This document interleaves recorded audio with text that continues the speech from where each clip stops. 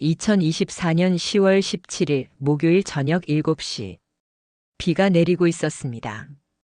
가을비 특유의 축축한 냉기가 옷깃을 파고들었고 아스팔트 위로 빗물이 흘러내리며 네온사인을 일그러뜨렸죠.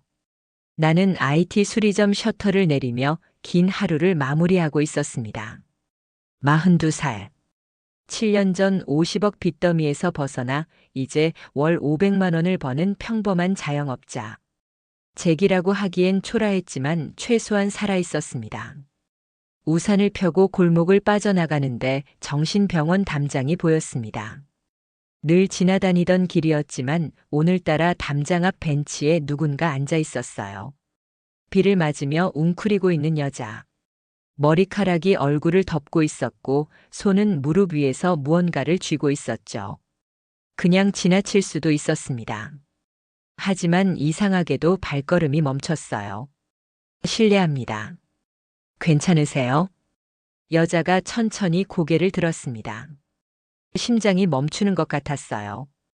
이야기 시작 전 구독과 좋아요 부탁드립니다. 어디에서 이야기를 듣고 있는지 댓글로 알려주세요. 소중한 마음과 함께 좋은 일이 찾아올 거예요. 한지호. 7년 전 나를 버리고 떠난 아내였습니다. 아니, 전 아내. 하지만 그 순간 법적 관계 같은 건 중요하지 않았습니다. 내 눈앞에 있는 건 기억 속 그 여자가 아니었으니까요. 단백의 머리카락. 푹 꺼진 볼. 손톱은 뜯겨서 피가 맺혀 있었고 눈동자엔 초점이 없었습니다. 32살의 청순했던 여자는 온데간데 없고 마치 60대처럼 늙어버린 누군가가 거기 있었어요. 지우야? 목소리가 떨렸습니다. 믿고 싶지 않았죠. 그녀가 나를 봤습니다. 동공이 미세하게 흔들렸고 입술이 떨렸어요. 민혁 씨. 7년 만에 듣는 목소리. 하지만 그 목소리는 갈라져 있었고 마치 오랜 시간 말을 하지 않은 사람처럼 어눌했습니다. 미안해요. 미안해요. 그게 전부였어요. 그녀는 일어나려 했지만 비틀거렸고 나는 본능적으로 그녀의 팔을 잡았습니다. 손목이 너무 가늘었어요. 뼈만 남은 것 같았죠. 지우야, 대체 무슨 일이? 안 돼요. 가까이 오면 안 돼요. 그녀가 소리쳤습니다. 공포에 질린 목소리였어요. 내 손을 뿌리치며 뒤로 물러섰고 벤치 모서리에 부딪혀 넘어질 뻔했죠. 지우야, 진정해. 나야, 민혁이야. 알아요. 알아요. 그래서 더 안 돼요. 무슨 소리야? 7년 전 그 여자는 나를 버렸습니다. 2017년 6월 14일. 그날도 비가 왔었죠. 사업 실패로 50억 빚을 지고 장인까지 파산시킨 나는 한강 다리 난간에 서 있었습니다. 뛰어내리면 끝이라고 생각했어요. 하지만 지우가 경찰에 신고해서 구조됐죠. 여보, 괜찮아요. 우리 다시 시작해요. 병원 침대에 누워있는 나에게 지우가 말했습니다. 하지만 나는 그녀의 눈을 볼 수 없었어요. 무능한 남편. 그것이 내가 받아들여야 할 현실이었죠. 일주일 후 나는 퇴원했습니다. 하지만 집에는 아무도 없었어요.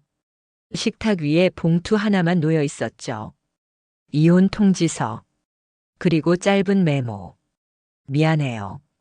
나는 당신과 함께 가난하게 살 수 없어요. 다른 사람을 만났습니다. 빚은 당신 몫이에요. 연락하지 마세요. 차갑고 간결하고 명확했습니다. 나는 그 종이를 구겨서 던졌어요. 그리고 며칠간 술만 마셨죠. 사랑한다던 여자가 가장 힘들 때 떠났다는 사실이 배신보다 더 고통스러웠습니다. 한 달 후 지인을 통해 소식을 들었어요. 지우 씨 재벌 회장이랑 있던데? 강태준 회장. 건설회사 회장이야. 돈 엄청 많은 양반이지. 그 말을 듣는 순간 모든 게 이해됐습니다.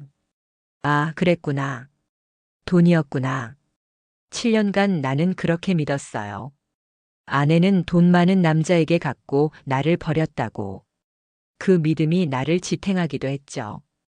복수하겠다는 생각보다는 잊어버리자는 생각으로 하루하루를 버텼습니다. 그리고 오늘, 지우야. 빗속에서 그녀는 계속 뒷걸음질 쳤습니다. 가요. 제발. 나를 보지 마요. 무슨 소리야? 대체 무슨 일이 있었던 거야? 7년 동안 말할 수 없어요. 계약서에, 계약서에, 계약서? 누가 너한테 뭘 한 거야? 강태준? 그 회장이 뭘 한 거야? 그 이름을 듣는 순간 지우의 몸이 굳었습니다. 그리고 바닥에 주저앉았어요. 손으로 머리를 감싸 쥐며 흐느끼기 시작했죠. 죽었어요. 회장님은 죽었어요. 이제 자유예요. 하지만 난 정신병원 쪽에서 간호사 한 명이 달려왔습니다. 한지우 씨, 또 나오셨어요? 안 된다고 했잖아요. 간호사는 지우를 부축해 일으켰어요. 나는 멍하니 그 광경을 바라봤습니다. 저 실례지만 이분이 보호자세요? 아니, 그게 아는 사람인데.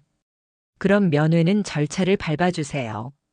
지금은 환자분 상태가 안 좋아서 데리고 가야 해요. 간호사는 지우를 이끌고 병원 쪽으로 걸어갔습니다. 지우는 뒤돌아보지 않았어요. 아니, 못했던 것 같습니다. 나는 그 자리에 서서 비를 맞았습니다. 뭐지? 대체 뭐지? 7년간 미워했던 여자. 배신자라고 생각했던 여자. 그 여자가 정신병원에 있었고 저런 모습으로 무너져 있었다니. 주머니에서 휴대폰을 꺼내 검색했습니다.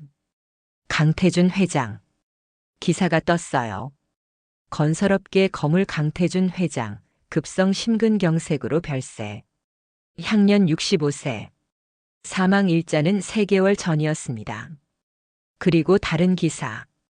고 강태준 회장 연결식, 부인 이미숙 씨와 6세 딸 강서연 양 눈물로 배웅. 6세 딸? 회장은 30년간 무자녀로 알려졌는데 갑자기 6살 딸이라니. 손가락이 떨렸습니다. 무언가 잘못됐어요. 뭔가 크게 심각하게 잘못된 일이 있었던 겁니다. 계약서. 지우가 했던 말이 머릿속을 맴돌았습니다.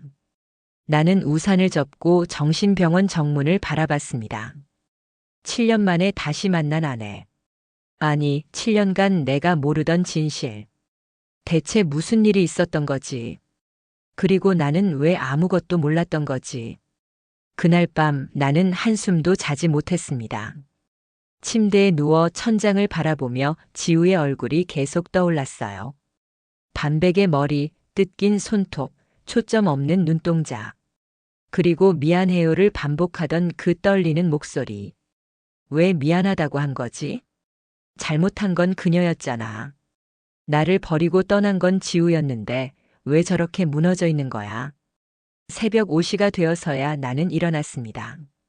더 이상 누워있을 수 없었어요. 노트북을 켜고 강태준 회장에 대해 검색하기 시작했죠.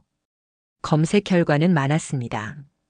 건설업계 거물, 재벌 2세, 완벽주의자. 하지만 결정적인 정보는 없었어요. 단 하나 계속 눈에 띄는 문구가 있었습니다. 30년 무자녀 부부 6세 딸 양육. 어떻게 30년간 자식이 없다가 갑자기 6살 딸이 나타난 거지? 입양? 아니면 머릿속에 끔찍한 가능성이 스쳐 지나갔습니다. 하지만 확신할 수 없었어요. 오전 9시 나는 정신병원으로 향했습니다. 한지우 씨와 면회하고 싶습니다. 접수 창구의 직원이 컴퓨터를 확인하더니 고개를 저었어요. 환자분이 면회 거부 상태입니다. 보호자 외에는 만날 수 없어요. 제가 가족입니다. 보호자로 등록되어 있으신가요? 아니지만 그럼 안 됩니다. 개인정보보호법상 환자분 상태도 알려드릴 수 없습니다. 완전히 막혔습니다. 그럼 보호자 연락처라도 그것도 불가능합니다. 나는 병원 로비 벤치에 앉았어요. 어떻게 해야 하지? 경찰에 신고. 하지만 뭘 신고한다는 거야? 지우는 범죄 피해자가 아니라 그냥 정신병원 환자일 뿐이잖아. 1시간쯤 멍하니 앉아 있었을까요? 휴대폰이 울렸습니다. 박상현. 7년 전 나를 배신한 동업자. 한 번도 연락하지 않았던 그 남자였죠. 여보세요. 미녀가. 나야 상현이. 무슨 일이야? 7년 만에. 목소리를 차갑게 만들었습니다. 만나자. 할 얘기가 있어. 아니, 해야만 하는 얘기가 있어. 그의 목소리가 떨리고 있었습니다. 갑자기 왜? 한강 다리. 내가 그날 서 있던 그곳. 1시간 후. 전화가 끊겼어요. 오전 11시 한강 다리. 7년 전 내가 뛰어내리려고 섰던 그 난간 앞에 박상현이 서 있었습니다. 담배를 피우고 있었는데 손이 떨려서 제가 옷에 떨어지는 것도 모르는 것 같았어요. 미녀가. 얘기해. 무슨 일이야? 상현은 담배를 버렸습니다. 그리고 고개를 숙였어요. 미안하다. 7년 동안 거짓말했다. 무슨 거짓말? 너를 배신한 건 내가 맞아. 회사 자금을 빼돌린 것도 맞고. 하지만 이유가 따로 있었어. 상현이 고개를 들었습니다. 눈에 눈물이 고여 있었어요. 강태준 회장이 시킨 거야. 나한테 10억을 줬어. 너를 파산시키라고. 숨이 멎었습니다. 뭐? 회장이 내 회사를 탐냈어. IT 보안 기술이 필요했나 봐. 너를 망하게 만들고 헐값에 인수하려고 했던 거야. 나는 그 돈에 넘어갔어. 손이 떨렸습니다. 아니, 온몸이 떨렸어요. 내 파산이 계획된 거였다고. 왜 지금 와서 말하는 거야? 회장이 3개월 전에 죽었어. 그 소식을 듣고 나서 더는 못 참겠더라. 그리고 상현이 주머니에서 명함 하나를 꺼냈습니다. 이미숙 씨, 회장 부인이야. 이분이 나를 찾아왔어. 너를 찾고 있다고. 회장 부인이? 그분도 뭔가 알고 있는 것 같아. 남편이 무슨 짓을 했는지. 미녀가, 너 혹시 한지우 씨 소식 들었어? 심장이 쿵 내려앉았습니다. 왜 지우 얘기를 해? 이미숙 씨가 물어봤거든. 한지우 씨의 전 남편을 찾는다고. 내가 너 얘기를 했어. 그랬더니 꼭 만나고 싶다고. 나는 명함을 낚아챘습니다. 지금 어디 있어? 그 사람. 강남 저택. 여기 주소 적혀 있어. 미녀가 대체 무슨 일이야? 대답하지 않았습니다. 나는 달리기 시작했어요. 오후 1시 강남의 저택. 높은 담장으로 둘러싸인 2층 양옥. 인터폰을 누르자 곧바로 문이 열렸습니다. 마치 나를 기다리고 있었다는 듯이. 현관문 앞에 한 여자가 서 있었어요. 60대 초반으로 보이는 우아한 인상의 여성. 하지만 눈가에는 깊은 피로가 서려 있었습니다. 강민혁 씨시죠? 기다리고 있었어요. 들어오세요. 목소리는 차분했지만 떨리고 있었어요. 거실로 안내받았습니다. 고급스러운 인테리어였지만 어딘가 냉기가 감돌았죠. 차를 드릴까요? 됐습니다. 바로 얘기해 주세요. 한지우는 왜 이런 일을 당한 겁니까? 이미숙이 소파에 앉으며 눈을 감았습니다. 제 남편이 끔찍한 짓을 했어요. 알아요. 제 사업을 망하게 만든 것도 지우를 이용한 것도 이용이 아니었어요. 이미숙이 눈을 떴습니다. 눈에는 눈물이 고여 있었어요. 감금이었어요. 7년간. 가슴이 얼어붙었습니다. 3개월 전 남편이 갑자기 죽었어요. 심근경색이었죠. 장례를 치르고 저택을 정리하던 중에 지하실에서 이상한 잠금 장치를 발견했어요. 이미숙의 손이 떨렸습니다. 열쇠를 찾아서 열었는데 그 안에 한지우 씨가 있었어요. 뼈만 앙상한 채로, 정신이 나간 상태로. 왜 지하실에? 대리 모였어요. 이미숙이 테이블 위 서류 봉투를 밀었습니다. 저는 10년 전 자궁암으로 자궁을 적출했어요. 아이를 가질 수 없었죠. 남편은 양자를 거부했어요. 내 피가 섞인 아이를 원했죠. 나는 서류 봉투를 열었습니다. 계약서였어요. 대리모 계약서. 갑 강태준. 을 한지우. 글씨가 흐릿하게 보였습니다. 을은 갑의 아이를 임신 출산할 것. 때가 10억 원. 을은 출산 후 아이와 일체 접촉하지 않을 것. 계약 기간 2017년 6월 20일부터 7년. 2017년 6월 20일. 그날은 내가 한강 다리에서 구조되고 일주일 후였어. 남편이 당신을 파산시킨 이유가 이거였어요. 이미숙이 또 다른 서류를 꺼냈습니다. 한지우 씨는 남편의 제안을 거절했대요. 처음엔. 하지만 남편이 당신의 부채 독촉 영상을, 자살 시도 영상을 보여줬죠. 그리고 말했대요. 10억이면 남편 빚을 다 갚을 수 있다. 7년만 참으면 된다고. 손에서 서류가 떨어졌습니다. 지우야. 한지우 씨는 서명했어요. 2018년 임신했고 2019년 1월에 출산했죠. 딸이었어요. 서연이. 네. 강서연. 제 딸. 아니, 한지우 씨의 딸이에요. 이미숙의 목소리가 갈라졌습니다. 출산 직후 남편은 한지우 씨를 지하실에 가뒀어요. 계약서에는 출산 후 각자의 길을 간다고 되어 있었지만 남편은 믿지 않았대요. 나중에 한지우 씨가 아이를 찾아올까봐. 7년간 가둔 겁니까? 저는 몰랐어요. 정말 몰랐어요. 이미숙이 울기 시작했습니다. 2년 전에야 알았어요.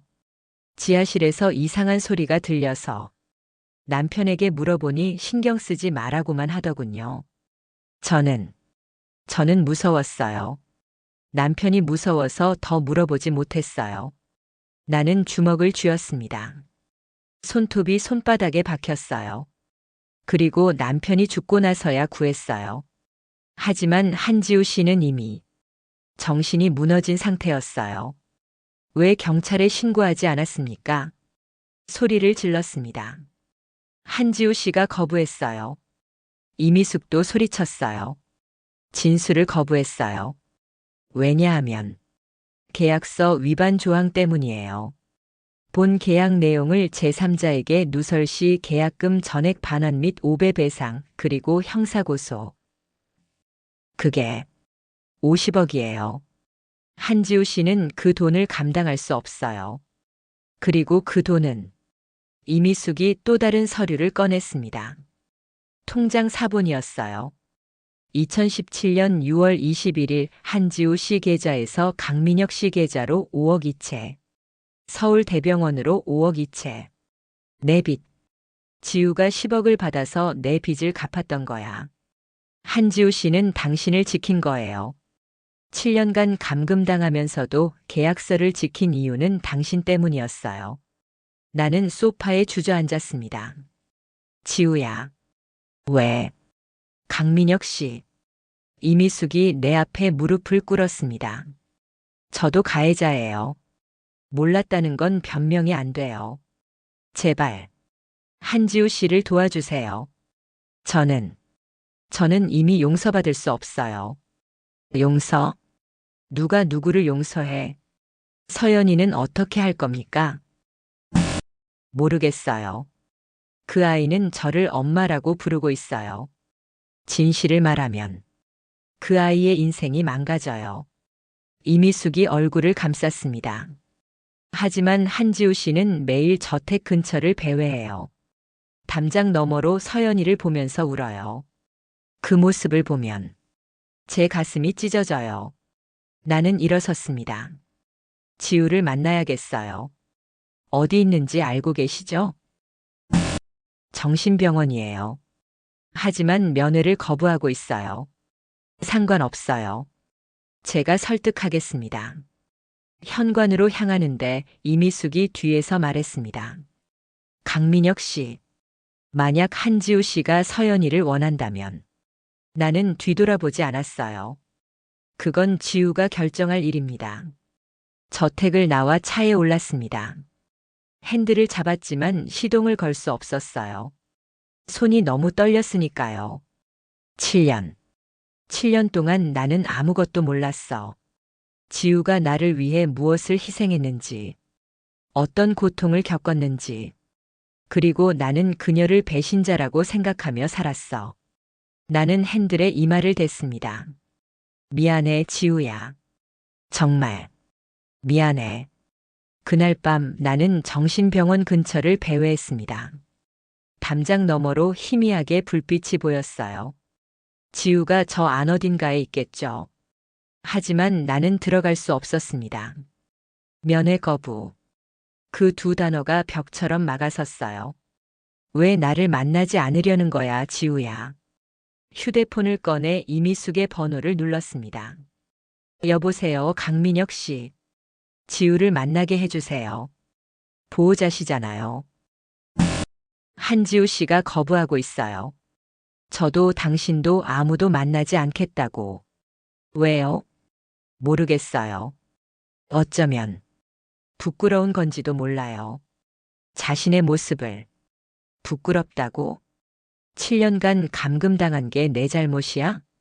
이미숙 씨, 부탁입니다. 지하실을 보여주세요. 지하실을요? 네. 지우가 7년간 갇혀있던 그곳. 제 눈으로 직접 확인하고 싶습니다. 긴 침묵이 흘렀습니다. 내일 오전 10시에 오세요. 다음 날 오전 강남 저택. 이미숙이 현관에서 나를 맞았습니다. 어젯밤보다 더 수척해 보였어요. 들어오세요. 거실을 지나 복도 끝 작은 문 앞에 섰습니다. 겉보기엔 평범한 창고 문 같았어요. 여기. 미칩니다. 이미숙이 떨리는 손으로 자물쇠를 열었습니다. 문이 열리자 아래로 내려가는 계단이 보였어요. 습한 냄새가 올라왔습니다. 전등 스위치는 계단 중간에 있어요. 이미숙은 따라 내려오지 않았습니다. 혼자 내려가라는 뜻이겠죠. 나는 천천히 계단을 내려갔습니다. 한 계단 한 계단 밟을 때마다 가슴이 무거워졌어요. 스위치를 켰습니다. 형광등이 깜빡이며 켜지고 지하실 전체가 드러났습니다. 숨이 막혔습니다. 5평 남짓한 좁은 공간. 환기구 하나 없는 밀폐된 방이었어요. 작은 침대 하나, 간이 화장실, 그리고 낡은 책상. 침대 옆에는 녹슨 체인이 떨어져 있었습니다. 발목을 묶었던 거야? 무릎이 꺾였어요. 바닥에 앉아 주변을 둘러봤습니다.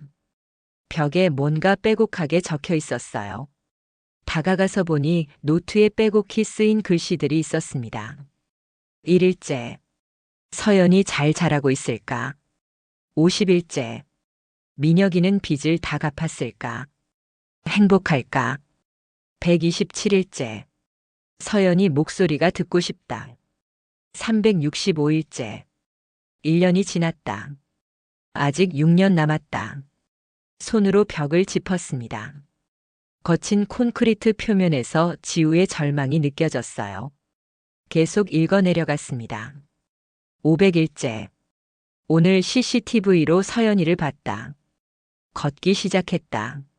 엄마라는 단어를 배웠다. 하지만 나를 부르는 게 아니다. CCTV? 고개를 들어 천장을 봤어요. 모서리에 작은 카메라가 있었습니다. 회장은 여길 감시했던 거야. 그리고 지우에게 서연이 성장하는 모습을 보여줬던 거야. 왜 그런 잔인한 짓을? 730일째. 2년이 지났다. 아직 5년 남았다. 견딜 수 있을까? 1000일째. 서연이가 유치원에 갔다. 다른 아이들과 노는 모습이 예뻤다. 나는 엄마가 아니다. 나는 계약자일 뿐이다. 글씨가 점점 흐트러지기 시작했습니다. 1500일째. 민혁이 꿈을 꿨다. 행복해 보였다. 나 없이도 잘 살고 있을까? 그랬으면 좋겠다. 눈물이 흘러내렸습니다.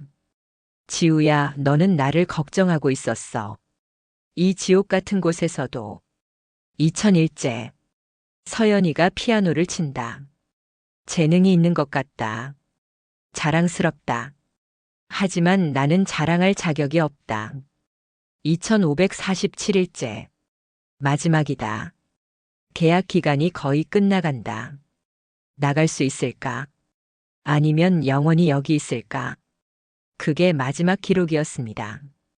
2547일. 7년 가까이. 나는 벽에 이마를 댔어요. 차가운 콘크리트가 피부에 닿았지만 아무것도 느껴지지 않았습니다. 미안해, 지우야. 7년 동안 나는 빚을 갚느라, 새로 시작하느라 바빴어. 너를 찾지 않았어. 아니, 찾고 싶지 않았어. 배신당했다고 생각했으니까. 하지만 진짜 배신자는 나였어. 책상 위에 낡은 공책이 하나 있었습니다. 펼쳐보니 일기였어요. 2018년 4월 20일. 오늘 초음파 검사를 받았다. 아기가 건강하다고 한다. 여자아이래. 민혁이가 딸을 원했었는데. 미안해. 이 아이는 내 딸이 아니야. 2018년 9월 5일. 배가 많이 불렀다. 아기가 발로 찬다. 아프지만 신기하다. 이 아이를 사랑해도 될까? 아니야. 사랑하면 안 돼. 보내줘야 하니까. 2019년 1월 10일. 5일 후 제왕절개 수술이다. 무섭다. 아기를 낳으면 바로 떨어진다고 한다. 얼굴도 못 본다고 한다. 그게 계약이니까. 2019년 1월 15일. 오늘 아기를 낳았다. 마취에서 깨어났을 때 이미 아기는 없었다. 울음소리만 들렸다. 내 가슴이 찢어지는 것 같았다. 하지만 참아야 한다. 민혁이를 위해서. 공책을 덮었습니다. 더 이상 읽을 수가 없었어요. 계단 위에서 이미숙의 목소리가 들렸습니다. 다 보셨나요? 네. 올라오세요. 차를 준비했어요. 나는 일어나 계단을 올랐습니다. 마지막으로 지하실을 한 번 더 돌아봤어요. 7년. 지우는 여기서 7년을 버텼어. 나를 위해서. 거실로 돌아왔을 때 현관 쪽에서 웃음소리가 들렸습니다. 엄마, 다녀왔어요. 작은 여자아이가 뛰어들어왔어요. 유치원 가방을 메고 있었죠. 강서연. 지우가 낳은 딸. 어머, 서연아. 오늘 일찍 끝났네. 이미숙이 당황한 표정으로 아이를 맞았습니다. 응. 선생님이 일찍 가도 된대. 서연이 나를 봤어요. 큰 눈이 지우를 쏙 빼닮았습니다. 엄마, 이 아저씨는 누구야? 아, 엄마 친구야. 안녕하세요. 천진난만하게 인사하는 서연. 나는 무릎을 꿇고 아이의 눈높이에 맞췄습니다. 안녕, 서연아. 아저씨 이름은 뭐예요? 민혁이야. 민혁 아저씨.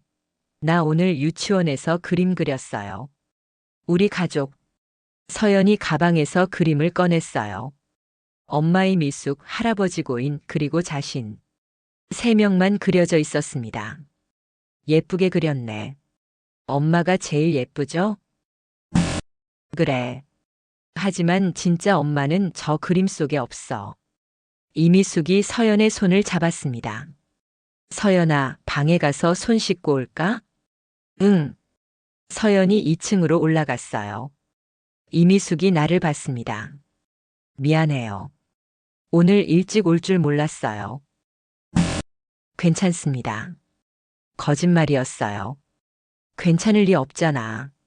저 아이는 자기 엄마가 누군지도 모르고 자라고 있어. 강민혁 씨. 부탁이 있어요. 말씀하세요. 한지우 씨를 설득해 주세요. 저를 만나달라고. 제가 직접 사과하고 싶어요. 지우는 당신을 만나고 싶어 하지 않을 겁니다. 알아요. 하지만 서연이 문제를 해결하려면 우리 셋이 만나야 해요. 서연이 문제. 그래, 이게 가장 큰 문제야. 진실을 말하면 서연이 상처받고 숨기면 지우가 평생 고통받아. 생각해 보겠습니다. 나는 자리에서 일어났습니다. 그런데 이미숙 씨. 네.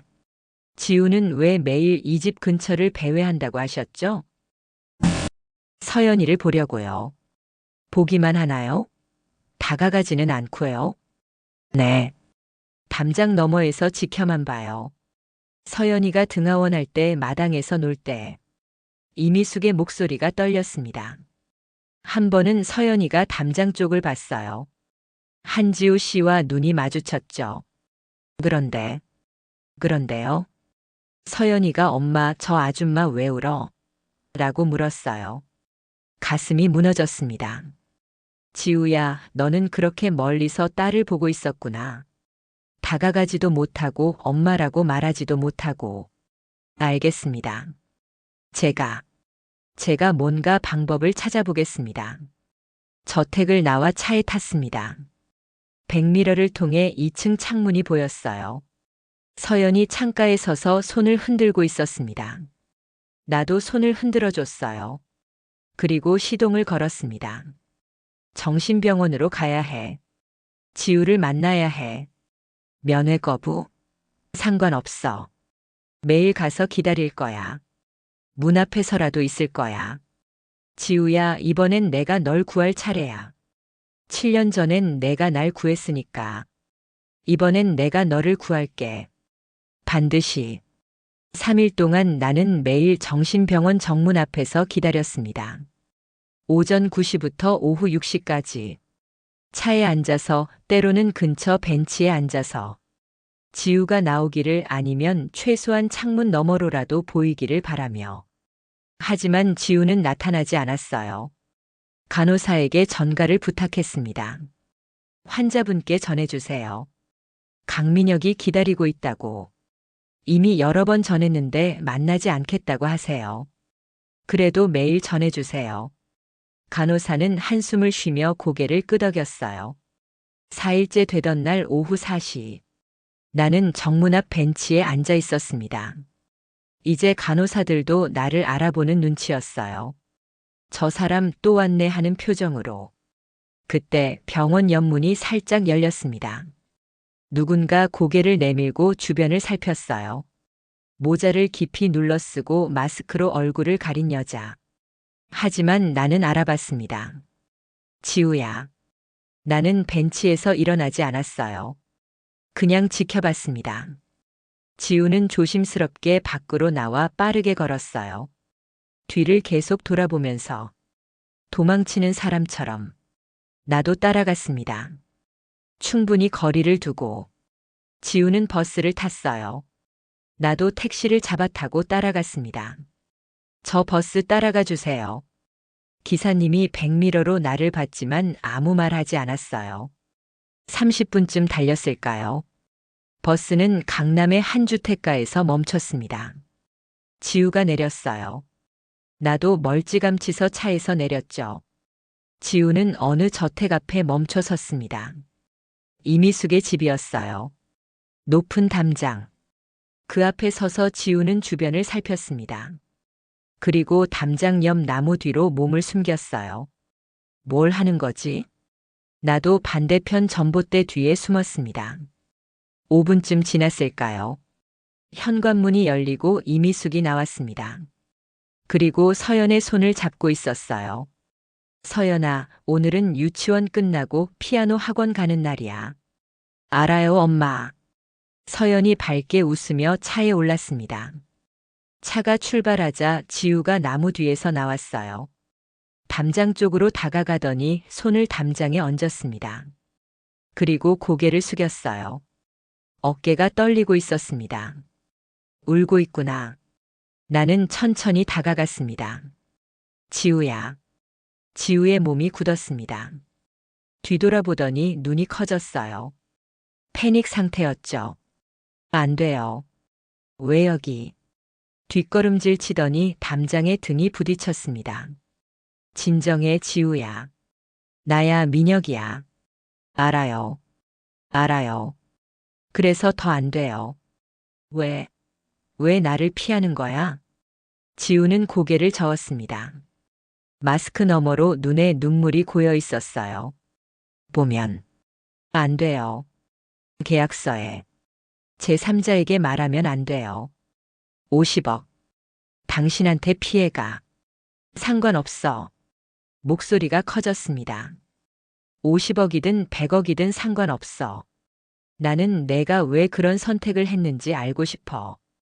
7년 동안 어떻게 살았는지 알고 싶어. 알면 뭐가 달라져요? 지우의 목소리가 갈라졌습니다. 이미 끝난 일이에요. 나는 이미 망가졌어요. 당신은 그냥 사세요. 나 없이. 못해. 나는 지우에게 다가갔습니다. 못 살아. 진실을 알아버렸는데 어떻게 모른 척하고 살아. 지우가 놀란 눈으로 나를 봤습니다. 뭘 안다는 거예요. 다 알아. 강태준 회장이 나를 파산시킨 것도, 너한테 대리모 계약을 제안한 것도, 7년간 감금한 것도. 지우의 입이 떨렸습니다. 이미숙 씨한테 들었어. 지하실도 봤어. 벽에 내가 쓴 글들도 일기도 다 봤어. 안 돼. 그건. 지우가 주저앉았습니다. 나무 뒤편으로 몸을 숨기듯 웅크렸어요. 부끄러워요. 당신한테 보이고 싶지 않았어요. 이런 모습. 나도 무릎을 꿇고 지우 앞에 앉았습니다. 지우야. 7년 전 내가 한강 다리에서 뛰어내리려고 했을 때 내가 날 구했잖아. 경찰에 신고해서. 그건. 그리고 또 날 구했어. 10억을 받아서 내 빚을 갚아줬어. 그 대가로 7년간 지옥 같은 곳에 갇혀 있으면서도. 지우가 고개를 저었습니다. 구한 게 아니에요. 나는 그냥 당신이 죽는 걸 볼 수 없었어요. 목소리가 거의 들리지 않았습니다. 당신은 내 전부였어요. 내가 살아가는 이유였어요. 그런데 한강 다리에 서 있는 당신을 봤을 때 세상이 무너지는 것 같았어요. 눈물이 마스크를 적시고 있었어요. 그래서 회장님 제안을 받았어요. 10억이면 당신 빚을 다 갚을 수 있다고, 7년만 참으면 된다고. 7년간 감금당할 줄 알았어? 아니요. 처음엔 몰랐어요. 계약서엔 출산 후 각자의 길을 간다고만 되어 있었어요. 하지만 지우가 떨리는 손으로 얼굴을 가렸습니다. 아기를 낳고 나서 알았어요. 회장님이 날 믿지 않는다는 걸. 나중에 아기를 찾아올까봐. 그래서 가둔 거예요. 왜 경찰에 신고하지 않았어? 계약서. 위반하면 50억. 당신한테 청구된다고. 그게 중요해? 내 인생이 더 중요하지. 소리를 질렀습니다. 지우가 고개를 들었어요. 마스크를 벗었습니다. 반백의 머리, 헬쑥한 얼굴, 그리고 눈가에 깊은 주름. 하지만 여전히 내가 사랑했던 그 얼굴이었어요. 당신 인생이 내 인생이었어요. 지우가 작게 웃었습니다. 슬픈 웃음이었어요. 당신이 살면 나도 사는 거예요. 비록 지하실에 갇혀 있어도 CCTV로 당신 소식을 들으면서 아, 내가 한 선택이 옳았구나 생각했어요. 가슴이 터질 것 같았습니다. 미안해, 지우야. 7년 동안 너를 배신자라고 생각한 거. 정말 미안해. 미안해하지 마요. 나는 그걸 원했어요. 당신이 날 잊고 행복하게 사는 거. 못 잊어. 이제 알았는데 어떻게 잊어. 나는 지우의 손을 잡았습니다. 손이 너무 차갑고 너무 가늘었어요. 지우야. 이제 다시 시작하자. 우리. 안 돼요.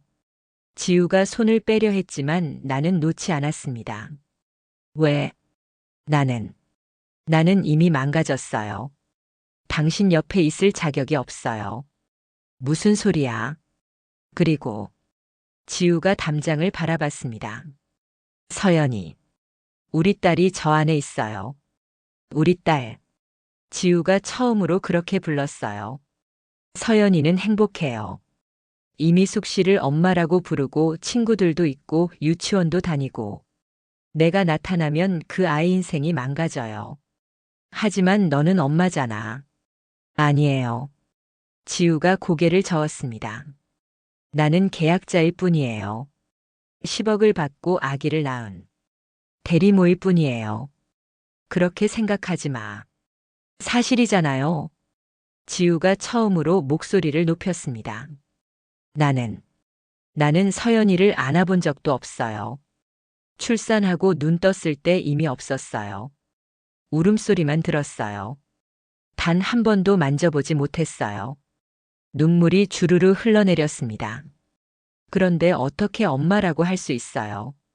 나는 자격이 없어요. 지우야. 제발 저를 내버려 두세요.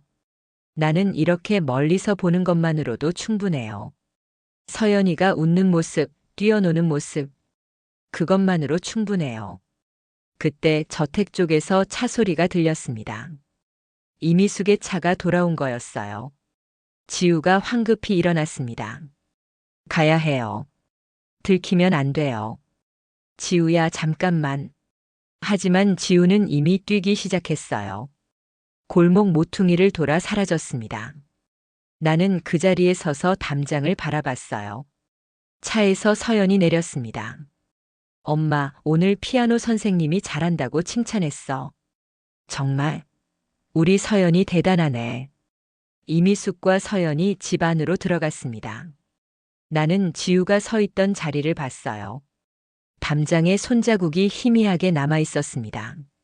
7년간 감금당하고 딸을 빼앗기고 그럼에도 멀리서 지켜만 보는 여자. 그게 내 아내였어. 주머니에서 휴대폰을 꺼냈습니다. 이미숙의 번호를 눌렀어요. 여보세요, 강민혁 씨. 이미숙 씨. 우리 셋이 만나야 할 것 같습니다. 한지우 씨를 설득하셨어요? 아직이요. 하지만 방법을 찾아야 해요. 이렇게는 안 됩니다. 무슨 뜻이죠? 지우는 매일 이 담장 앞에서 딸을 봅니다. 다가가지도 못하고 엄마라고 부르지도 못한 채.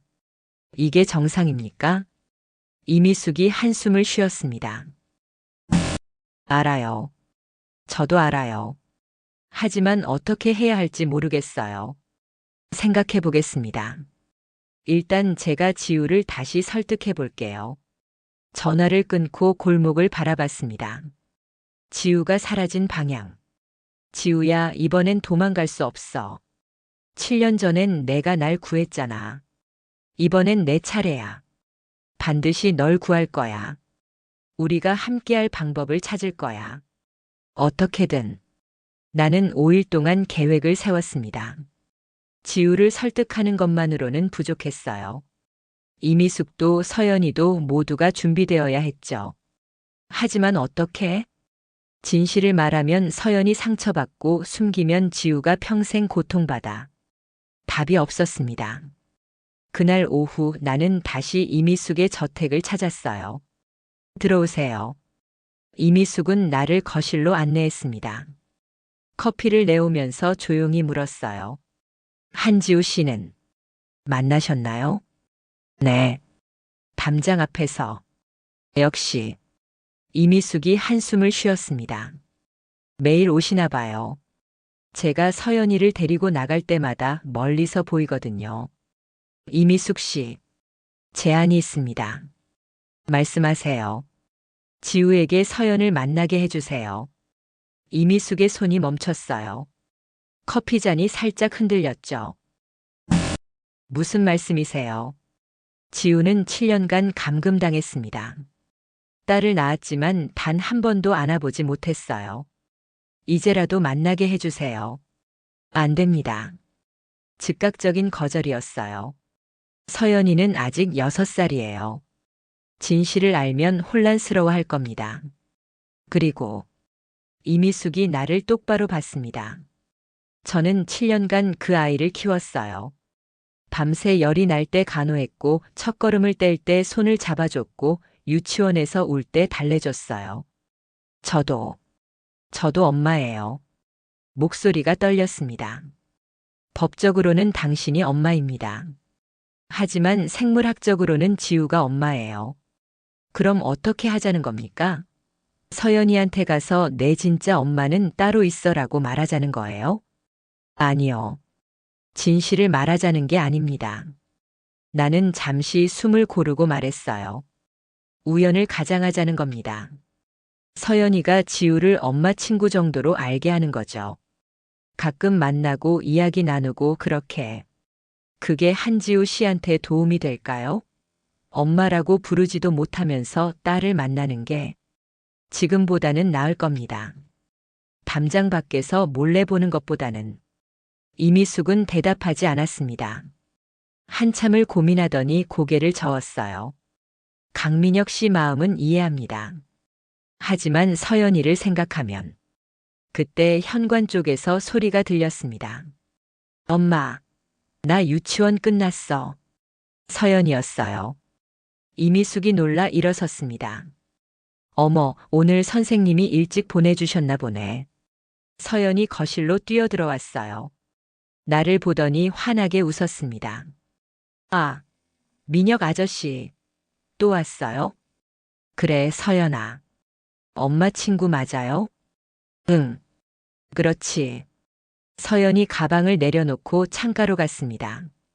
커튼을 젖히고 밖을 내다봤어요. 엄마, 오늘도 저 아줌마 왔어. 이미숙의 얼굴이 굳었습니다. 어떤 아줌마? 담장 밖에 있는 아줌마요. 맨날 우리 집 쪽 보고 있어요. 나도 창가로 갔습니다. 멀리 담장 너머에 희미한 그림자가 보였어요. 지우였습니다. 저 아줌마 이상해요. 왜 맨날 거기 있어요? 서연이 고개를 갸웃했습니다. 이미숙이 당황한 표정으로 커튼을 다시 쳤어요. 서연아, 그런 거 신경 쓰지 마. 방에 가서 손 씻고 와. 네. 서연이 2층으로 올라갔습니다. 이미숙이 창 너머를 바라봤어요. 목소리가 떨렸습니다. 서연이가 알아챈 거예요. 한지우 씨가 매일 온다는 걸. 그럼 더더욱 만나게 해줘야 하는 거 아닙니까? 이대로 두면 서연이 이상하게 생각할 거예요. 이미숙은 한참을 고민했습니다. 그리고 한숨을 쉬었어요. 조건이 있어요. 말씀하세요. 절대로 서연이한테 진실을 말하지 마세요. 한지우 씨는 엄마 친구 이상도 이하도 아니에요. 그리고 이미숙이 나를 똑바로 봤습니다. 일주일에 한 번, 토요일 오후에만 만나는 걸로 하죠. 공원 같은 공공장소에서 제가 서연이를 데리고 나가면 우연히 마주친 것처럼. 지우가 동의할까요? 설득하세요. 이게 지금 최선이에요.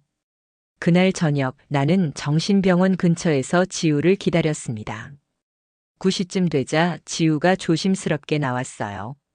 오늘도 저택으로 가려는 모양이었죠. 지우야. 지우가 깜짝 놀라 돌아봤습니다. 또, 왜? 이미숙 씨랑 얘기했어. 서연이를 만날 수 있어. 지우의 눈이 커졌습니다. 뭐라고요? 일주일에 한 번 토요일 오후. 공원에서 우연히 만난 것처럼. 이미숙 씨가 허락했어. 그건 안 돼요. 왜? 서연이가 혼란스러워할 거예요. 낯선 아줌마가 갑자기 나타나면. 서연이는 이미 너를 봤어. 지우가 숨을 멈췄습니다. 담장 밖에서 너를 이상한 아줌마라고 했어. 왜 맨날 거기 있냐고. 지우의 얼굴이 창백해졌어요. 내가 들켰어요? 그래. 그러니까 이젠 제대로 만나야 해. 숨어서 보는 게 아니라. 하지만 나는 지우가 고개를 저었습니다. 나는 준비가 안 됐어요. 서연이 앞에서 뭐라고 해야 할지, 어떻게 행동해야 할지. 괜찮아. 내가 옆에 있을게. 당신이요? 응. 우리 셋이 함께 있는 거야. 너랑 나랑 서연이. 지우의 눈에 눈물이 고였습니다. 정말 괜찮을까요? 내가 서연이 앞에 나타나도 괜찮아. 이미숙 씨도 동의했어. 서연이한테는 엄마 친구라고 소개할 거야. 친구. 지우가 그 단어를 천천히 되뇌었어요. 엄마가 아니라 친구.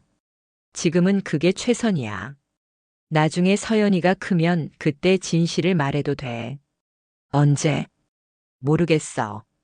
하지만 지금 당장은 아니야.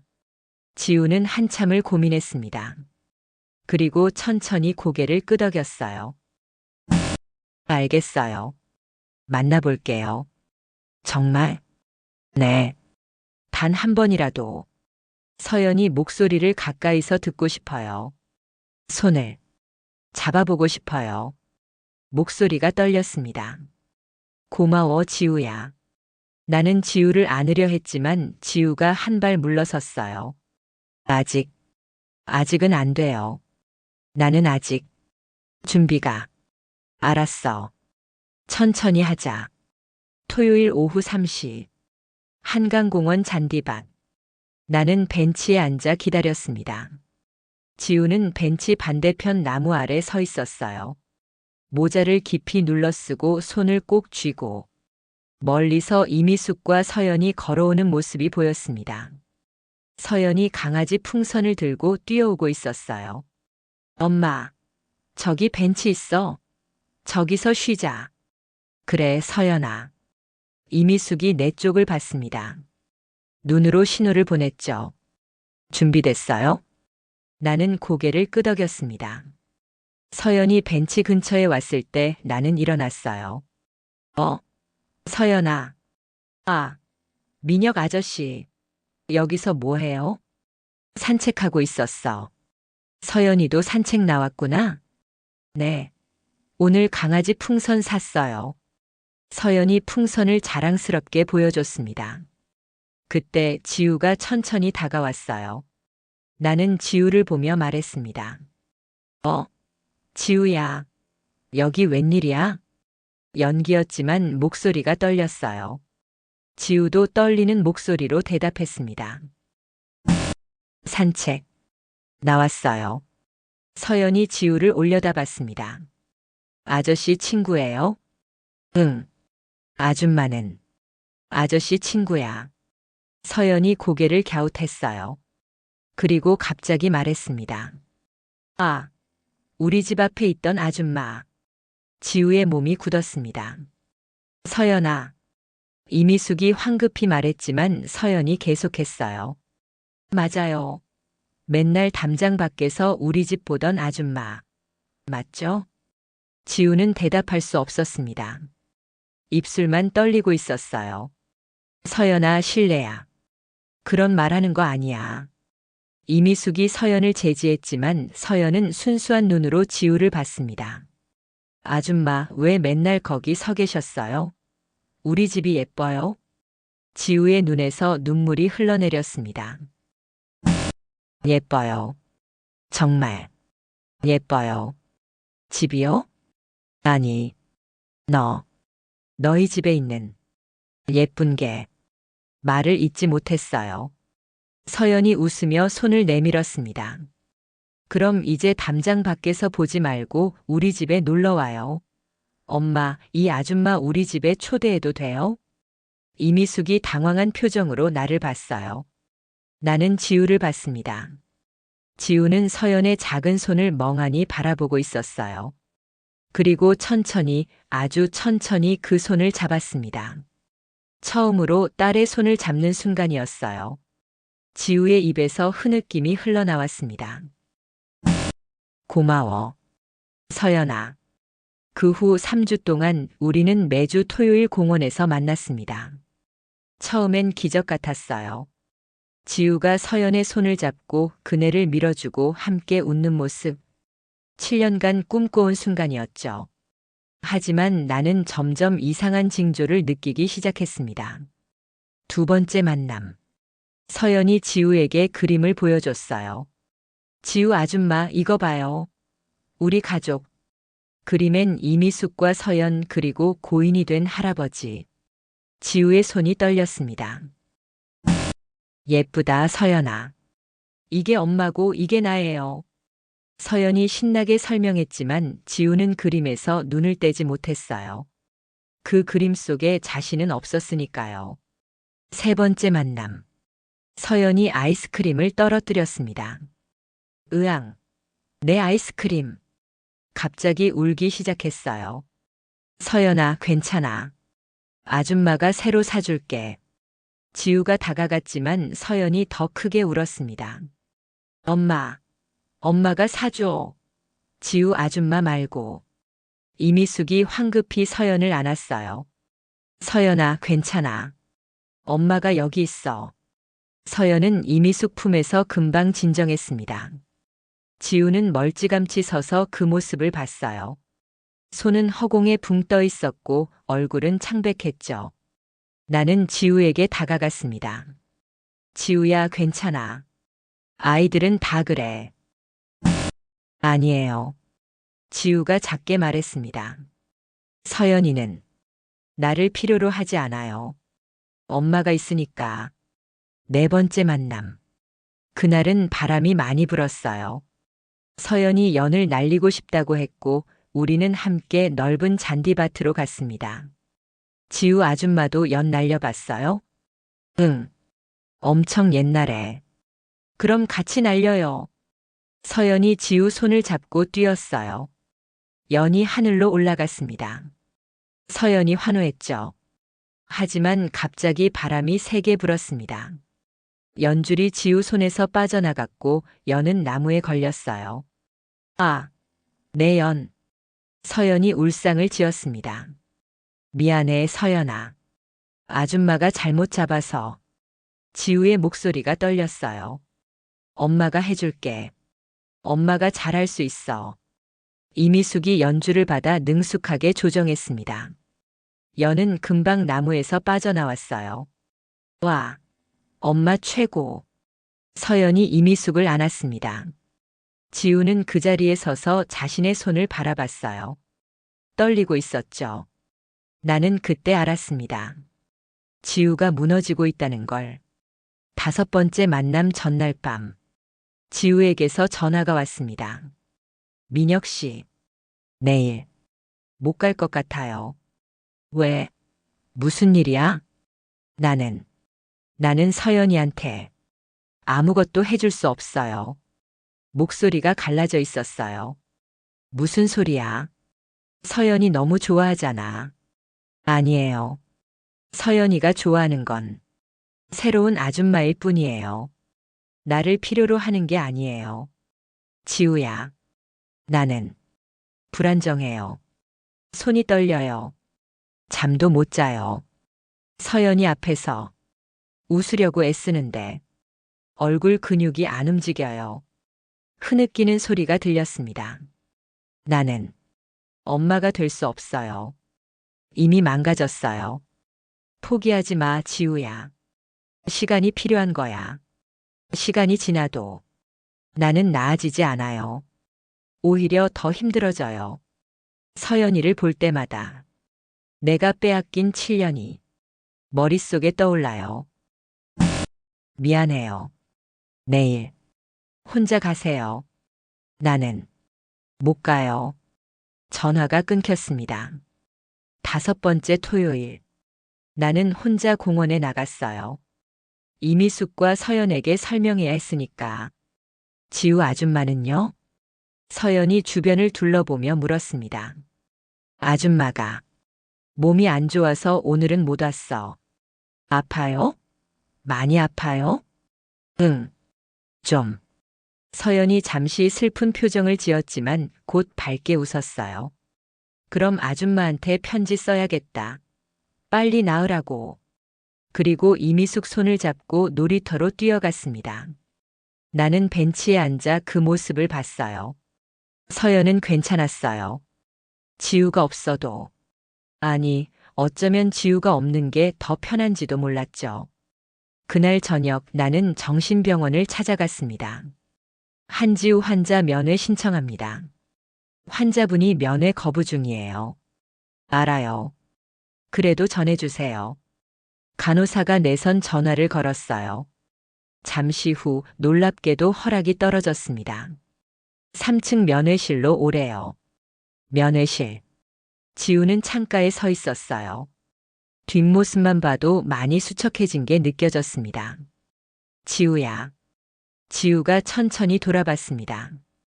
얼굴은 더 헬쑥해졌고 눈 밑엔 다크서클이 짙었어요. 왔어요. 오늘 서연이가 너한테 편지 쓰겠다고 했어. 지우의 눈에 잠깐 빛이 돌았다가 사라졌습니다. 그래요. 지우야, 포기하지 마. 조금만 더 버티면. 민혁 씨. 지우가 끊었어요. 나 결정했어요. 뭘? 서연이를 포기할 거예요. 가슴이 철렁 내려앉았습니다. 무슨 소리야? 나는 서연이 엄마가 될 수 없어요. 지우가 의자에 앉았습니다. 3주 동안 정말 행복했어요. 서연이 손을 잡고 목소리를 듣고 웃는 얼굴을 보고 꿈만 같았어요. 그럼 왜? 하지만 그게 다예요. 지우가 나를 봤어요. 나는 서연이한테 아무것도 해줄 수 없어요. 그네를 밀어줄 때 손이 떨려요. 연을 날릴 때 놓쳐요. 아이스크림을 사주려 할 때 카드 비밀번호가 기억나지 않아요. 그건 시간이 지나면 안 돼요. 지우가 소리쳤습니다. 나는 이미 망가졌어요. 7년간 감금당하면서 정신이 부서졌어요. PTSD 공황장애, 해리성 장애. 진단명이 3개예요. 눈물이 흘러내렸습니다. 서연이가 갑자기 울면 나도 숨이 막혀요. 서연이가 크게 웃으면 나는 경직돼요. 왜냐하면 지우가 얼굴을 손으로 가렸어요. 지하실에서 비슷한 소리를 들었거든요. CCTV 너머로 들리던 서연이 울음소리, 웃음소리. 그게 나를 미치게 만들었어요. 지우야. 그리고 깨달았어요. 나는 서연이를 온전히 사랑할 수 없다는 걸. 서연이를 보면 동시에 7년의 지옥이 떠올라요. 그게 더 고통스러워요. 나는 말을 잃었습니다. 이미숙 씨는 서연이를 사랑해요. 온전히. 아무 트라우마 없이. 밤에 악몽 꾸지 않고, 손 떨지 않고, 그냥 엄마로서. 지우가 창밖을 봤어요. 나는 그럴 수 없어요. 나는 이미 엄마가 될 자격을 잃었어요. 그렇게 생각하지 마. 사실이에요. 지우가 돌아봤습니다. 민혁 씨, 솔직히 말할게요. 서연이가 나를 필요로 할까요? 아니잖아요. 서연이는 이미숙 씨가 있어요. 든든한 엄마가 있어요. 나 같은 불안정한 사람은 필요 없어요. 하지만 너는 친엄마야. 혈연만으로는 부족해요. 지우가 일어섰습니다. 진짜 엄마는 아이를 지킬 수 있는 사람이에요. 나는 나 자신도 못 지켜요. 어떻게 서연이를 지켜요? 지우야. 그리고 지우가 작게 웃었습니다. 슬픈 웃음이었어요. 나도 자유롭고 싶어요. 7년간의 기억에서, 서연이에 대한 죄책감에서, 모든 것에서 자유. 네. 떠나고 싶어요. 여기서, 서울에서, 모든 기억이 있는 곳에서 나는 지우의 손을 잡았습니다. 도망가는 거야? 아니요. 선택이에요. 지우가 손을 빼냈어요. 나는 서연이를 선택해요. 서연이의 행복을. 그리고 그게 내가 엄마로서 할 수 있는 마지막 일이에요. 이미숙 씨랑 얘기는 했어? 내일 만나기로 했어요. 마지막으로. 다음 날 오후. 나는 이미숙 저택 근처에서 기다렸습니다. 지우가 택시에서 내리는 걸 봤어요. 잠시 후 지우와 이미숙이 거실에서 마주 앉았습니다. 나는 정원에서 멀리 지켜봤죠. 두 사람이 한참 이야기를 나눴어요. 지우가 고개를 숙였고 이미숙이 울고 있었습니다. 30분쯤 지났을까요? 지우가 일어섰습니다. 현관으로 나오는 지우를 이미숙이 붙잡았어요. 한지우 씨, 정말 미안해요. 정말. 아니에요. 미안해하지 마세요. 당신은 좋은 엄마예요. 지우가 이미숙의 손을 잡았습니다. 서연이 잘 부탁해요. 행복하게 해주세요. 감사합니다. 서연이한테 언젠가 말할게요. 한지우 씨가 얼마나 용기 있는 분인지. 지우가 고개를 저었어요. 말하지 마세요. 서연이는 그냥 이미숙 씨 딸로만 살게 해주세요. 그게 제 마지막 부탁이에요. 두 여자는 한참을 껴안고 울었습니다. 나는 멀리서 그 모습을 봤어요. 두 명의 엄마. 한 명은 포기하고 한 명은 받아들이고. 저택을 나온 지우는 내게로 왔습니다. 다 끝났어요. 정말로 이게 답이야? 네. 이게 최선이에요. 지우가 하늘을 올려다봤어요. 나는 이제 떠날 거예요. 부산으로 갈까 해요. 바다가 보고 싶어요. 혼자? 네. 혼자서. 천천히. 나를 다시 찾을 거예요. 지하실에 갇혀있지 않은 나를. 나는 지우가 나를 봤습니다. 민혁 씨도 이제 놓아줘요. 나를. 7년 전의 나를. 못해. 해야 해요. 지우가 미소 지었어요. 처음으로 진짜 미소 같았습니다. 고마웠어요. 나를 구하려고 해줘서. 하지만 나는 스스로 구원받아야 해요. 지우야. 안녕히 계세요. 지우가 돌아섰습니다. 나는 그 뒷모습을 불렀어요. 지우야. 언젠가 다시 만날 수 있을까? 지우가 멈췄습니다. 하지만 돌아보지 않았어요. 모르겠어요. 하지만 그때가 온다면 나는 조금 더 나아져 있을 거예요. 그리고 걸어갔습니다. 택시를 잡아 타고 사라졌어요. 나는 그 자리에 서서 한참을 봤습니다. 이게 맞는 걸까? 이게 정말 행복한 결말일까? 모르겠어. 하지만 지우는 선택했어. 자신의 의지로. 2025년 11월. 1년이 흘렀습니다. 나는 여전히 IT 수리점을 운영하고 있었어요. 변한 건 없었죠. 아니, 한 가지는 변했습니다. 더 이상 한강 다리를 지나지 않았어요. 지우가 떠난 후 나는 한동안 멍하니 살았습니다. 출근하고 일하고 퇴근하고 잠들고 기계처럼 매일 밤 생각했죠. 내가 뭘 잘못한 걸까? 7년 전 내가 더 강했다면 지우는 그런 선택을 하지 않았을까? 내가 사업을 지켰다면, 빚에 짓눌리지 않았다면, 자살 시도 같은 짓을 하지 않았다면 지우는 7년간 감금당하지 않았을 거야. 자책이 나를 짓눌렀습니다. 어느 가을날 우편함에 편지 한 통이 있었습니다. 부산 해운대구 발신. 보낸 사람 한지우. 손이 떨렸습니다. 1년 만에 받는 지우의 소식이었어요. 민혁 씨에게. 잘 지내고 계신가요? 저는 부산에서 잘 지내고 있어요. 처음엔 정말 힘들었어요. 낯선 도시에서 혼자 방을 얻고 일자리를 찾고 매일 바다를 보면서도 마음은 텅 비어 있었죠. 하지만 시간이 지나면서 조금씩 나아졌어요. 저는 지금 작은 카페에서 일하고 있어요. 바닷가 근처의 조용한 곳이에요. 사장님이 좋은 분이세요. 제 사정을 다 아시면서도 천천히 적응하라고 하세요. 그리고 상담도 받고 있어요. 일주일에 한 번 심리 상담사 선생님을 만나요. 처음엔 말문이 막혔는데 이제는 조금씩 털어놓을 수 있게 됐어요. 7년간의 기억을, 서연이에 대한 그리움을, 그리고 민혁 씨에 대한 미안함을. 손도 많이 안 떨려요. 악몽도 줄었고요. 상담 선생님이 그러시더라고요. 지우 씨는 자신을 너무 탓하고 있어요. 하지만 그건 지우 씨 잘못이 아니에요. 그 말을 들을 때마다 울었어요. 잘못이 아니라고요? 나는 서연이를 포기했는데, 민혁 씨한테도 상처를 줬는데.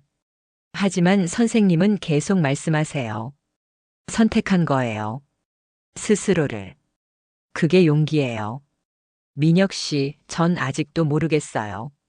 제가 한 선택이 옳았는지. 하지만 한 가지는 확실해요.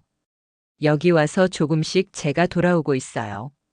지하실에 갇혀있던 제가 아니라 그 전에 제가. 이미숙 씨한테서 가끔 연락이 와요. 서연이 잘 크고 있대요. 학교도 잘 다니고 친구들도 많고. 사진을 보내주시는데 행복해 보여요. 그걸로 충분해요. 정말로. 민혁 씨는 어떠세요? 혹시 저 때문에 힘들진 않으신가요? 미안해요. 제가 일방적으로 떠나버려서. 하지만 그때는 그럴 수밖에 없었어요. 만약 괜찮으시다면 답장 주세요. 민혁 씨 목소리가 듣고 싶어요. 아니, 글이라도 보고 싶어요. 지우 올림. B. S. 동봉한 사진은 제가 일하는 카페 앞바다예요. 해질녘 풍경이 정말 예뻐요. 언젠가 민혁 씨도 보여주고 싶어요. 편지를 접었습니다. 봉투 안에 사진이 하나 더 있었어요. 붉게 물든 바다. 수평선 너머로 지는 해. 그리고 멀리 서 있는 한 여자의 뒷모습. 지우였습니다. 예전보다 훨씬 편안해 보이는 자세였어요.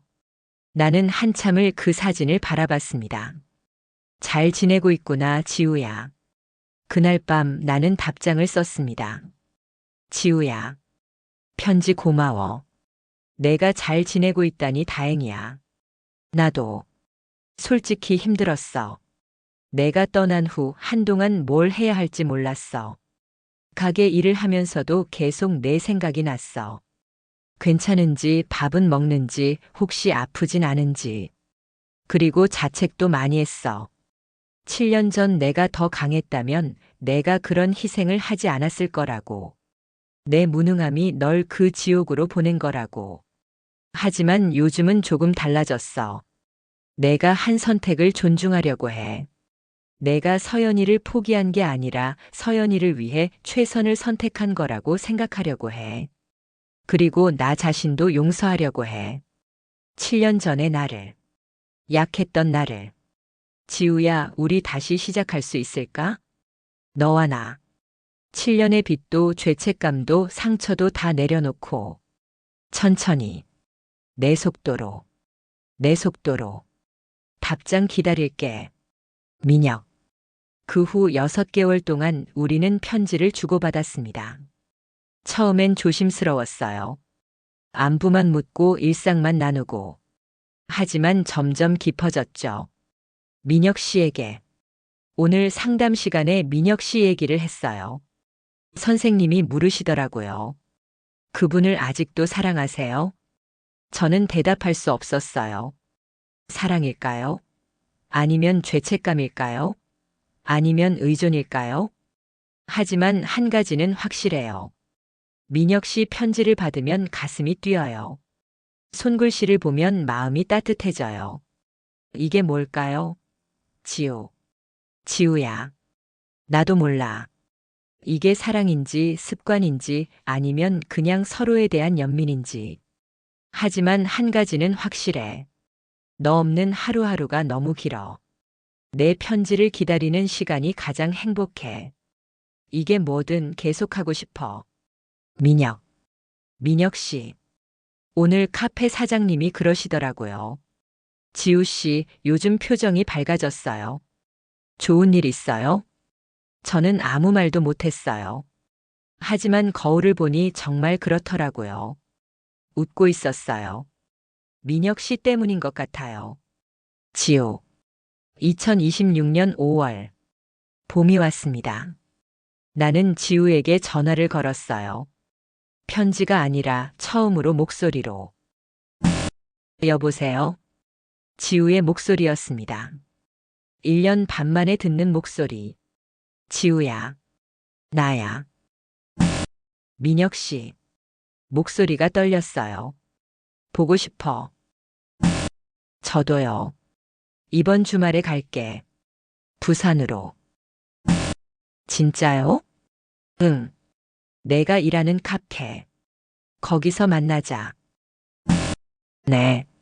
전화를 끊고 나서 손이 떨렸습니다. 1년 반 만에 재회. 2026년 5월 15일 토요일. 부산 해운대. 나는 바다가 보이는 집이라는 작은 카페 앞에 섰습니다. 유리창 너머로 지우가 보였어요. 커피를 내리고 있었습니다. 앞치마를 두르고 조용히. 1년 반 전보다 얼굴에 생기가 돌았어요. 머리도 어깨까지 자랐고 표정도 한결 밝았죠. 심호흡을 하고 문을 열었습니다. 종소리가 울렸어요. 지우가 고개를 들었습니다. 어서 오세. 나를 보는 순간 지우의 눈이 커졌어요. 민혁 씨? 안녕 지우야. 나는 카운터 앞에 섰습니다. 편지보다 직접 보고 싶어서. 지우의 눈에 눈물이 고였습니다. 정말. 왔어요. 카페라테 한 잔 주세요. 지우가 떨리는 손으로 커피를 내리기 시작했어요. 나는 창가 자리에 앉았습니다. 바다가 보였죠. 편지 속 사진처럼 아름다웠어요. 5분 후 지우가 커피를 가져왔습니다. 테이블에 놓으면서 손이 살짝 떨렸어요. 앉아도 돼? 지우가 물었습니다. 당연하지. 지우가 맞은편에 앉았어요. 우리는 한참을 서로를 바라봤습니다. 많이 좋아 보여. 내가 먼저 말했습니다. 민혁 씨도요. 얼굴이 편안해 보여요. 너 덕분이야. 편지 덕분에 버텼어. 저도요. 침묵이 흘렀지만 불편하지 않았어요. 지우야. 네. 나. 미안해. 7년 전에 약해서. 내가 그런 선택을 하게 만들어서. 민혁 씨. 그리고 고마워. 날 살려줘서. 그때도 지금도. 지우가 고개를 저었습니다. 저야말로 미안해요. 일방적으로 떠나서. 그리고 지우가 눈물을 닦았어요. 서연이를 포기해서. 그건 내 잘못이 아니야. 알아요. 상담 선생님도 그렇게 말씀하세요. 하지만 아직도 가끔 괜찮아. 평생 아파도 괜찮아. 우리 같이 아파하자. 지우가 나를 봤어요. 같이요? 응. 혼자 아파하지 말고. 같이. 나는 지우의 손을 잡았습니다. 차가웠지만 예전처럼 떨리지는 않았어요. 지우야.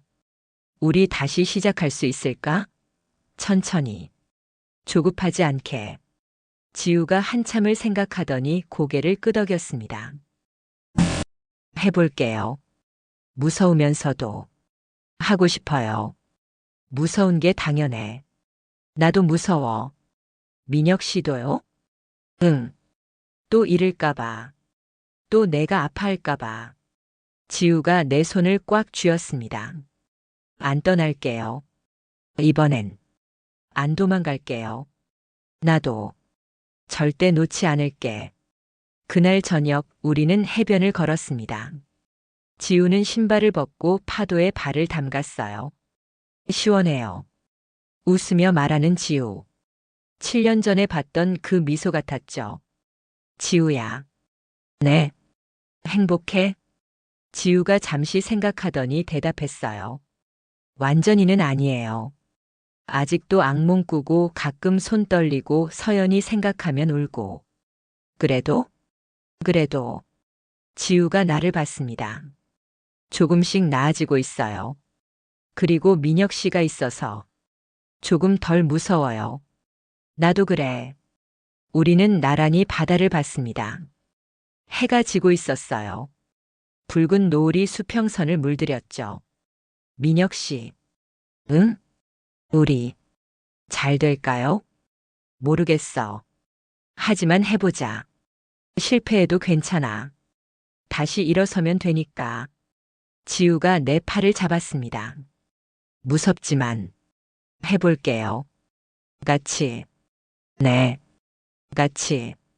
우리는 그렇게 서서 해가 지는 걸 봤어요.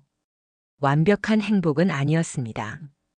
여전히 상처는 남아 있었고 아픔도 있었죠. 하지만 혼자가 아니었어요. 이제 둘이었습니다. 그걸로 충분했어요. 2027년 11월 첫눈이 내리던 날. 나는 부산행 KTX에 앉아 있었습니다. 이제는 익숙한 길이었어요. 지난 1년 반 동안 한 달에 한 번씩, 때로는 두 번씩 이 길을 오갔으니까요. 창밖으로 하얗게 쌓이는 눈을 보며 생각했습니다. 3년 전 이맘때쯤 강남역에서 지우를 다시 만났었죠. 비를 맞으며 무너져 있던 그녀를. 그리고 지금 해운대역에 내렸을 때 지우가 기다리고 있었어요. 두꺼운 코트를 입고 목도리를 두른 모습. 눈발 속에서 손을 흔들고 있었죠. 민혁 씨, 달려가서 안았습니다. 추웠지? 괜찮아. 방금 나왔어. 지우의 얼굴은 발갛게 상기되어 있었지만 밝았어요. 카페는 오늘 쉬는 날이야. 일부러 휴가 냈어. 손을 잡고 걸었습니다. 지우의 손은 이제 따뜻했어요. 뭐 하고 싶어? 밥 먹고 바다 보고 그리고 지우가 멈칫했습니다. 그리고 오늘 보여주고 싶은 데가 있어. 점심을 먹고 우리는 택시를 탔습니다. 기장 쪽으로 가주세요. 지우가 기사님께 말했어요. 30분쯤 달렸을까요? 한적한 바닷가 마을에 도착했습니다. 여기가 어디야? 조금만 기다려봐. 지우가 내 손을 잡고 걸었어요. 작은 언덕을 올라가니 바다가 한눈에 보이는 곳에 작은 집 한 채가 있었습니다. 이게 내가 계약한 집이야. 지우가 열쇠를 꺼냈습니다. 6개월 전에 계약했어. 매달 조금씩 저축해서 다음 달에 이사 온다. 문을 열고 들어갔어요. 작았지만 아늑한 공간이었습니다. 거실 창문 너머로 바다가 보였죠. 어때? 지우가 물었습니다. 좋은데. 왜 갑자기? 혼자 살기엔 카페 근처 원룸이 좋았는데 이제는 더 넓은 곳이 필요할 것 같아서. 더 넓은 곳? 지우가 나를 봤어요. 눈이 반짝이고 있었습니다. 민혁 씨, 여기 같이 살래요? 심장이 쿵 하고 뛰었습니다. 뭐라고? 같이 살고 싶어요. 주말 부부라도 좋고 아니면 민혁 씨가 일을 부산으로 옮겨도 되고. 지우가 떨리는 목소리로 계속했어요. 1년 반 동안 생각했어요. 민혁 씨 없는 삶은 의미가 없다고. 편지만으론 부족하다고. 주말만 만나는 것도 부족하다고. 지우야, 나는 아직도 완벽하지 않아요. 가끔 악몽 꾸고 손 떨리는 날도 있고 서연이 생각하면 울기도 해요. 지우의 눈에 눈물이 고였습니다. 하지만 민혁 씨와 함께라면 그 아픔도 견딜 수 있을 것 같아요. 혼자가 아니니까. 나는 지우를 끌어안았습니다. 나도 그래. 너 없이는 못 살아. 그럼 같이 살 거예요? 당연하지. 지우가 내 품에서 울었어요. 하지만 이번엔 슬픈 눈물이 아니었습니다. 고마워요. 기다려줘서. 포기하지 않아서. 내가 고마워. 돌아와줘서. 우리는 한참을 그렇게 안고 있었습니다. 창밖으로 바다가 보였어요. 눈이 바다 위에 내리고 있었죠. 저녁이 되어 우리는 카페로 돌아왔습니다. 문을 열자 따뜻한 온기가 느껴졌어요. 커피 한 잔 줄까? 응. 지우가 커피를 내리는 동안 나는 카운터 옆 게시판을 봤습니다. 손님들이 남긴 메모들이 붙어 있었어요. 오늘도 맛있었어요. 사장님 웃는 얼굴이 최고예요. 다음 주에 또 올게요. 그리고 한쪽 구석에 작은 편지 한 통. 어린아이 글씨체였습니다. 지우 아줌마에게. 저 이번에 피아노 대회에서 상 받았어요. 아줌마한테 보여주고 싶어요. 서연이가. 심장이 뛰었습니다. 지우야 이거.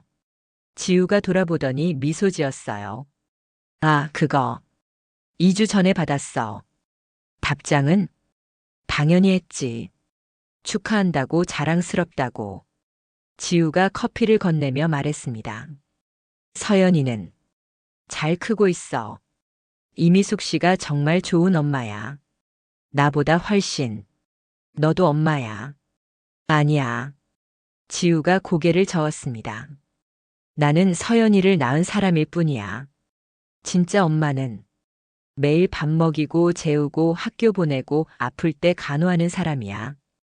그게 이미숙 씨야. 후회는 안 해? 가끔은 해.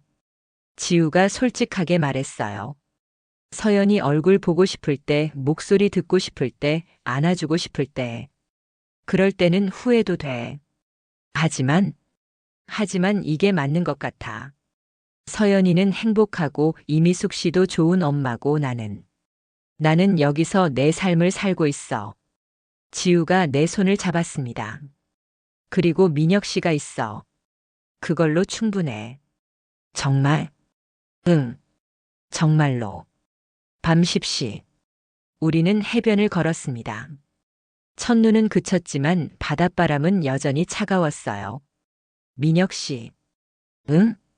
우리 행복할 수 있을까? 이미 행복한 것 같은데. 완전히. 아무 아픔 없이. 나는 잠시 생각했습니다. 완전한 행복은 없을 것 같아. 우리 둘 다 상처가 너무 깊으니까. 7년이라는 시간은 지울 수 없어. 그럼 상처를 안고 사는 거야. 가끔 아프지만 그래도 계속 가는 거지. 같이. 지우가 멈춰 섰습니다. 민혁 씨는 후회 안 해요? 나 같은 사람 만난 거. 바보 같은 소리 하지 마. 나는 지우를 돌아보게 했어요. 너는 내 인생에서 가장 용감한 사람이야. 7년간 지옥에 갇혀 있으면서도 나를 살렸잖아. 그리고 무너져도 다시 일어섰잖아. 그랬나? 그랬어. 너는 강해, 지우야. 넌 몰라도 나는 알아. 지우가 눈물을 닦았습니다. 나도. 민혁 씨 만나서 다행이야. 세상에서 가장. 우리는 키스했어요. 차갑고 떨리고 하지만 따뜻한 키스였습니다. 그날 밤 지우의 원룸에서 우리는 나란히 누워 천장을 봤습니다. 민혁 씨. 응? 나 꿈을 꿨어. 어제. 무슨 꿈? 우리 셋이 함께 있는 꿈. 나랑 민혁 씨랑 서연이랑. 서연이가 나를 엄마라고 불렀어. 꿈속에서. 그리고 우리는 바닷가에서 놀고 있었어. 지우의 목소리가 떨렸습니다. 꿈에서 깨고 나서 울었어. 너무 행복해서. 그리고 너무 슬퍼서. 지우야. 하지만 괜찮아. 이제는 꿈이라도 볼 수 있으니까. 그리고 현실에선 민혁 씨가 있으니까. 나는 지우의 손을 잡았습니다. 미안해.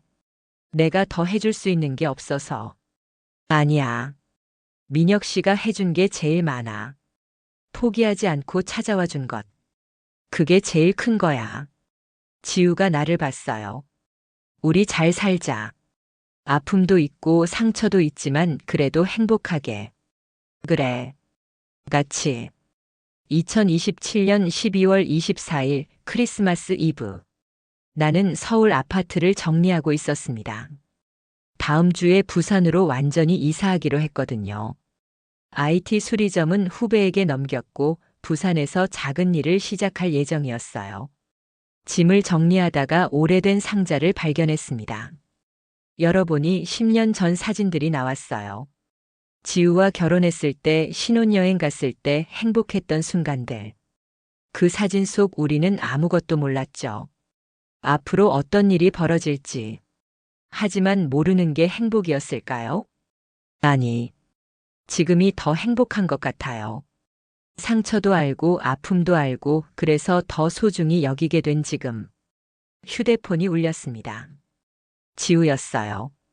민혁 씨, 이사 준비 잘 돼가요? 응. 거의 다 됐어. 서울은 눈 와요? 응. 펑펑 내리고 있어. 부산은 안 와. 비만 조금. 그래도 같이 있으면 따뜻할 거야. 지우가 웃었어요. 전화 너머로 들리는 그 웃음소리. 다음 주에 봐요. 응. 기다릴게. 전화를 끊고 창밖을 봤습니다. 서울의 야경. 10년을 살았던 이 도시. 이제 떠나는 거야. 새로운 시작을 위해. 그리고 2주 후. 기장 앞바다가 보이는 작은 집. 나는 짐을 다 풀고 거실 소파에 앉았습니다. 지우가 차를 끓여왔어요. 이제 진짜 같이 사는 거네. 응. 무섭지 않아? 무섭지. 나는 솔직하게 말했습니다. 또 잃을까봐. 또 아플까봐. 그런데 지우를 봤어요. 그래도 하고 싶어. 너랑. 지우가 내 옆에 앉았습니다. 창밖으로 바다가 보였어요. 해가 지고 있었죠. 민혁 씨. 응? 고마워. 나를 구해줘서. 7년 전에도 지금도. 내가 고마워. 돌아와줘서. 우리는 창밖을 봤습니다. 붉은 노을이 바다를 물들이고 있었어요. 완벽한 결말은 아니었습니다. 서연이는 여전히 진실을 몰랐고 지우는 가끔 아팠고 나도 여전히 죄책감을 느꼈죠. 하지만 괜찮았어요. 우리는 각자의 방식으로 행복을 찾았으니까. 서연이는 이미숙과 함께 밝고 건강하게. 이미숙은 서연을 사랑하며 진짜 엄마로서. 지우는 나와 함께 상처를 치유하며 그리고 나는 지우와 함께 과거를 용서하며 모두가 행복했어요. 각자의 이름으로, 각자의 방식으로. 그리고 그걸로 충분했습니다.